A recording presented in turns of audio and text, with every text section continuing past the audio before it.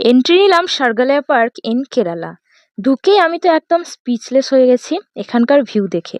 চারিদিকে টেরাকোটার কাজ, হ্যান্ডমেড বিভিন্ন রকমের স্ট্যাচু, আরও অনেক কিছু, যা আমার এই 1 মিনিটের শর্টসে বলা অসম্ভব।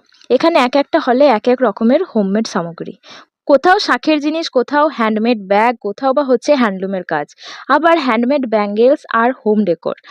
এত কিছু দেখতে দেখতে আলা হয়ে গেছি, তাই একটা আইসক্রিম খেলাম যা বর আমাকে এনে দিল। দেন দেখতে পাই বোটিং এর জায়গা, তাই চলে যাই বোটিং করতে, বাট ওখানে কেউ না থাকায় হতাশ হয়ে আরব সাগরের দিকে তাকিয়ে থেকে চলে যাই এই হলটাই, যেখানে ছিল প্রায় 100-রও বেশি ধরনের মাছ।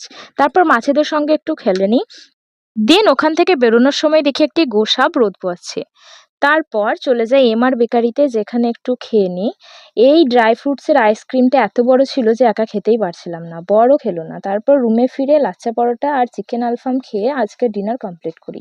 এরকম মজাদার ভিডিওর জন্য কিন্তু চ্যানেলটা সাবস্ক্রাইব করতে